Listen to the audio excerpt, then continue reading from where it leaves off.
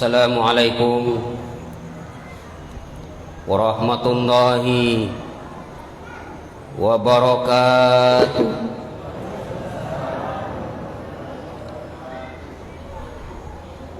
Bismillah walhamdulillah wa la ilaha illallah wallahu akbar. Hasbunallahu wa ni'mal wakil, ni'mal maula wa ni'man nasir, wa la hawla wa la quwwata illa billahil aliyyil azim. Allahumma salli wa sallim ala sayyidina Muhammadin al-fatih lima ughliq wal khatimi lima sabaq, nasiril haqqi bil haqqi wal hadi ila siratikal mustaqim, wa ala alihi wa sahbihi haqqa qadrihi wa miqdarihil azim. Jamaah tarawih yang dirahmati dan dimuliakan Allah Subhanahu wa taala,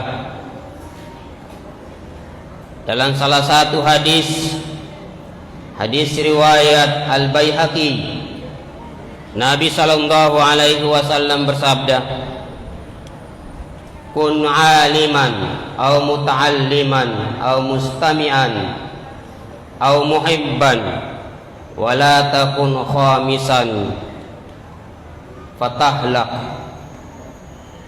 Jamaah yang dirahmati Allah, dalam riwayat ini Nabi sallallahu alaihi wasallam menyampaikan, kun aliman, jadilah kamu orang yang berilmu,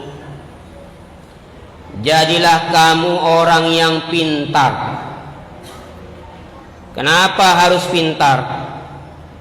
Karena kalau tidak pintar, kita tidak bisa ngapa-ngapain. Banyak hal kita tidak bisa lakukan, walaupun kita berusaha melakukannya, tapi tidak bisa dilakukan dengan baik, tidak bisa maksimal tanpa dasar ilmu. Dalam artian di sini, kalau kita melihat kehidupan keseharian kita, ilmu apapun itu pasti punya keistimewaan. Ada mungkin orang yang ahli matematika, pasti orang itu akan diistimewakan di bidang itu.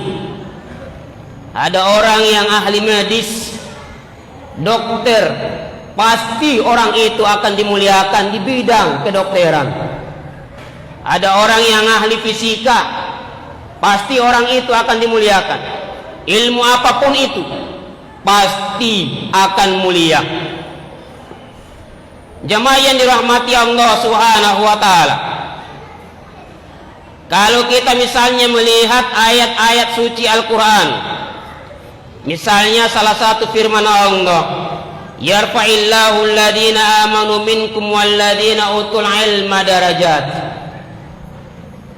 Allah itu akan mengangkat derajat strata orang yang beriman dan orang yang berilmu di antara kalian dengan beberapa kedudukan, dengan beberapa posisi, dengan beberapa derajat.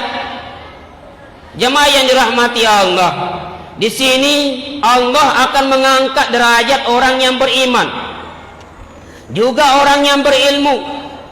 Pemahamannya di sini adalah di antaranya orang yang sudah beriman pasti dimuliakan Allah Subhanahu wa taala meskipun tanpa ilmu. Itu sudah luar biasa, dia sudah beriman. Atau yang kedua adalah orang yang berilmu. Orang yang berilmu dari segi duniawi, baik beriman ataupun tidak beriman, pasti orang itu akan dimuliakan. Dan ada yang ketiga, dan ini yang lebih hebat, orang yang beriman sekaligus orang yang berilmu. Ini yang hebat, ini yang luar biasa ini. Jemaah yang dirahmati Allah Subhanahu wa taala. Nah, sekarang kita lihat, kalau dari hadis Nabi sallallahu alaihi wasallam tadi, kun aliman, jadi orang yang berilmu, jadi orang yang pintar. Pintar di sini dalam hal ilmu apa? Kalau dulu ilmu itu tidak ada pembagian-pembagian. Makanya jangan heran kalau ada ulama ahli tafsir, juga ahli matematika, ahli astronomi, bahkan dokter juga, seorang filosof, ahli fikih, ahli tafsir, ahli hadis, juga menguasai bidang matematika, ahli astronomi, ahli fisika. Dulu, kalau sekarang susah seperti itu. Otak kita agak kewalahan kalau kita mau mencapai semua itu. Maka sekarang ada pembagian bidang-bidang keilmuan. Jemaah yang dirahmati Allah Subhanahu wa taala. Nah, sekarang kalau kita melihat hadis ini, kun aliman, yang diinginkan Nabi Shallallahu alaihi wasallam, di samping berbagai macam ilmu, tapi penekanan yang utama adalah kita lihat misalnya hadis Nabi Shallallahu alaihi wasallam dalam riwayat yang lain. Kata Nabi Shallallahu alaihi wasallam, "May yuridillahu bihi khairan yufaqihu fid din." Siapa yang diinginkan oleh Allah suatu kebaikan kepada orang itu, maka Allah akan berikan kepada orang itu pemahaman yang mendalam terhadap ilmu agama. Kalau Allah menginginkan kepada seseorang, menginginkan kebaikan terhadap orang itu, maka Allah akan berikan kepadanya pemahaman yang mendalam terhadap ilmu agama. Titik penekanan di sini adalah ilmu agama. Jemaah yang dirahmati Allah, mengapa mesti ilmu agama? Karena kehidupan kita di dunia ini mesti menyembah Allah Subhanahu wa taala. Wa ma khalaqtul jinna wal insa illa liya'budun. Kata Allah itu tidak akan menciptakan kita semua ini. Tidak akan menciptakan bangsa jin kecuali hanya untuk menyembah, beribadah kepada Allah Subhanahu wa taala. Dan kita bisa beribadah dengan baik, bisa beribadah dengan sebaik-baiknya kalau kita punya ilmu terhadap Allah Subhanahu wa taala, terhadap syariat agama Allah Subhanahu wa taala. Kalau kita tidak punya pengetahuan terkait ibadah kepada Allah, pasti ibadah kita akan bermasalah. Belum lagi hal terkait hati kita, keikhlasan kita, baru syariatnya. Salat kita diawali dengan wudu kita benar apa tidak? Belum lagi hal-hal yang lain. Kalau kita tidak punya pengetahuan terkait hal itu, pasti ibadah kita akan bermasalah. Dan orang akan ibadahnya lebih baik itu kalau dia punya pengetahuan tentang itu. Jemaah yang dirahmati Allah Subhanahu wa taala. Oleh karena itu, firman Allah Subhanahu wa taala dalam ayat yang lain, "Innama yakhsyallaha min ibadihi al-ulama." Orang yang paling takut kepada Allah Subhanahu wa taala hanyalah ulama. Ulamalah yang paling takut kepada Allah Subhanahu wa taala. Mengapa ulama? Karena ulama yang paling faham syariat Allah Subhanahu wa taala. Karena itu ulama ini yang paling takut kepada Allah. Bagaimana Allah Subhanahu wa taala, bagaimana syariat-syariatnya Allah Subhanahu wa taala, itu ulama yang paling tahu. Karena itu kun aliman, jadilah orang yang berilmu, jadilah ulama. Karena al-alim, kalau bentuk jamaknya banyak orang pintar, itu namanya ulama. Jamaah yang dirahmati Allah Subhanahu wa taala. Oleh karena itu, salah satu ungkapan Ibnu Athaillah As-Sakandari dalam kitab Al-Hikam, kitab ini dipelajari di pesantren kita, pengajian. Ibnu Athaillah itu adalah mursyid yang ketiga dari tarekat Asyadziliyah. Yang pertama adalah Abul Hasan Asyadzili, yang kedua adalah Abul Abbas Al-Mursi, kemudian yang ketiga adalah Ibnu Athaillah As-Sakandari. Beliau mengatakan, usuluka ila Allah, usuluka ilal ilmi bih. Sampaimu kepada Allah itu bergantung sampainya pengetahuanmu tentang Allah.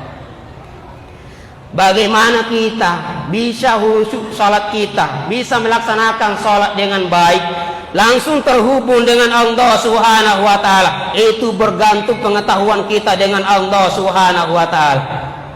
Jemaah yang dirahmati Allah. Sekarang kita ini alhamdulillah di tengah-tengah kita hadir wadah, di dalamnya ada di situ orang-orang yang pintar, tentu berdasarkan keahliannya masing-masing. Maka disitulah orang-orang belajar sehingga bisa insya Allah akan menuju ke tahap yang pertama dalam hadis Nabi Sallallahu Alaihi Wasallam ini, yaitu orang yang pintar, orang yang alim. Dan yang diajarkan bukan hanya ilmu agama, bukan hanya terkait sholat, terkait puasa, terkait syariat-syariat, rukun-rukun, syarat-syarat dari pelaksanaan ibadah, tapi juga ada ilmu umum yang dipelajari di dalamnya. Jemaah yang dirahmati Allah Subhanahu wa taala, kun alimah, jadi orang yang berilmu. Kemudian yang kedua adalah au mustami'an atau au muta'alliman, atau menjadi santri. Jadi santri.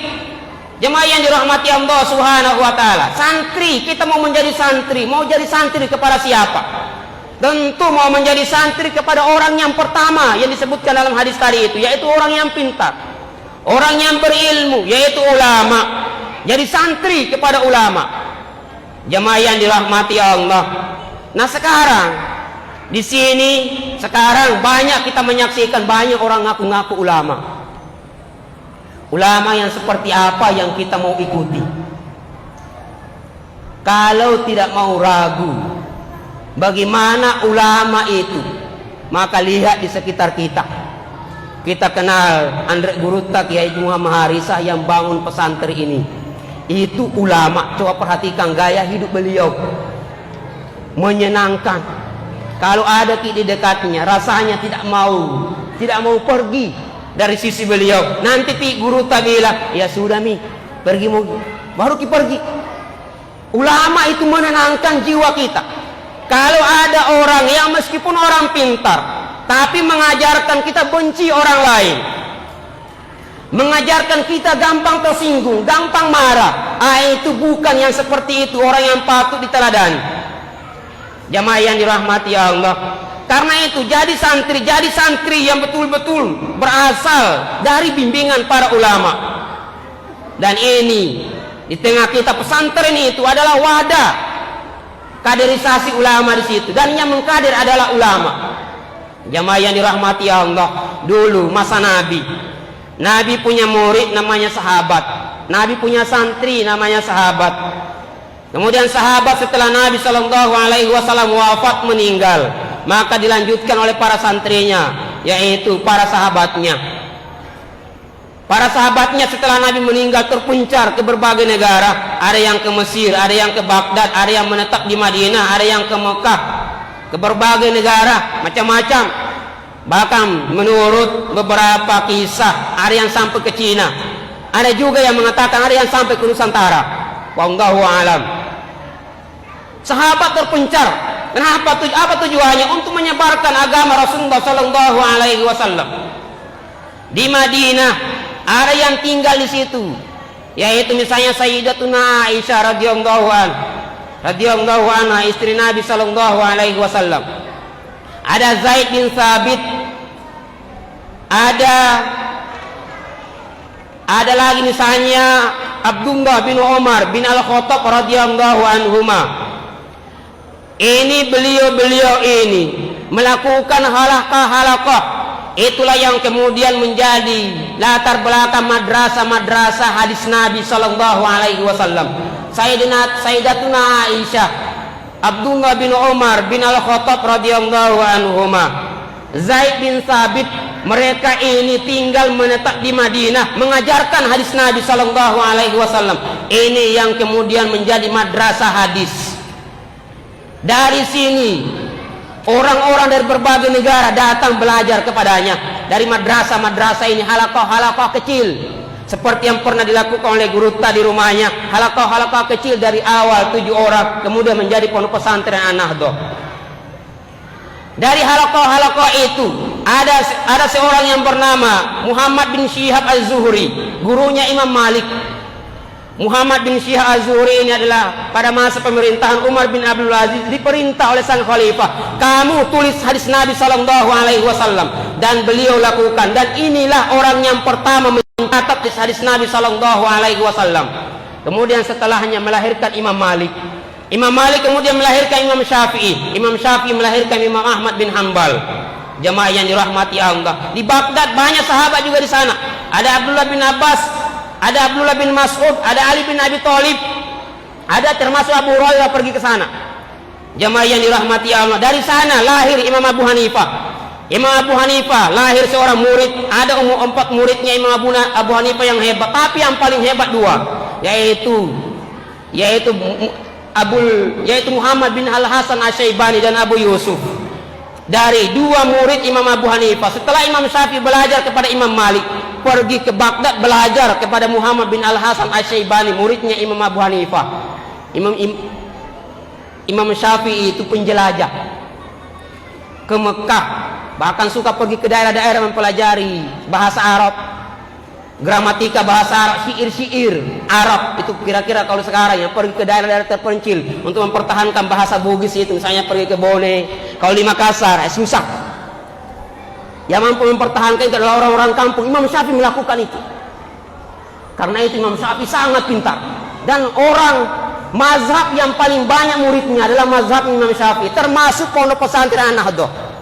Mazhabnya adalah mazhab Imam Syafi'i. Bahkan Gurutta itu seringkali kita dengarkan, ulama itu tidak mengajarkan yang macam-macam, tidak menjadikan santrinya itu bingung, tidak menjadikan jamaahnya itu kebingungan. Satu ajarkan. Dan kita sebagai murid tidak usah mendengarkan yang macam-macam. Mau dengarkan dari ini, dengarkan ini, pusing gitu. Karena itu kita warga di sekitar An-Nahdhah itu dengarkan saja apa yang disampaikan oleh Gurutta, Allah yarhamu. Dan suaranya Gurutta itu adalah suaranya pondok pesantren An-Nahdhah. Jamaah yang dirahmati Allah, karena itu kalau mau tidak usah jauh-jauh, maka jadilah santrinya An-Nahdhah. Jamaah yang dirahmati Allah, kalau tidak bisa jadi santrinya An-Nahdhah, tua mau umur tak sudah 20-an tahun, sudah 30-an tahun, mungkin sudah ada juga yang sampai 50-an tahun, maka jadilah yang ketiga, au mustami'an, menjadi jamaah pendengar. Kalau ada pengajian, datang ikuti pengajiannya. Di sini pengajian ulama-ulama yang sangat luar biasa. Jamaah yang dirahmati Allah Subhanahu wa taala. Yang terakhir, au muhibban, atau orang yang mencintai ilmu. Mencintai ilmu berarti mencintai ulama. Di sini juga bisa masuk kategori mencintai santrinya ulama. Jamaah yang dirahmati Allah, orang tua santri, kira-kira kita bisa masuk di sini. Susah datang untuk mendengarkan. Jadilah muhibbul ulama, muhibbul ilm, muhibbul mustami', muhibbul muta'allim. Jadilah pencinta ulama, jadilah pencinta pondok pesantren. Insyaallah kata Nabi sallallahu alaihi wasallam, wala takunu khamisan, jangan jadi yang kelima, fatahlak, sebab kalau kamu jadi yang kelima maka kamu akan rusak, kamu akan binasa.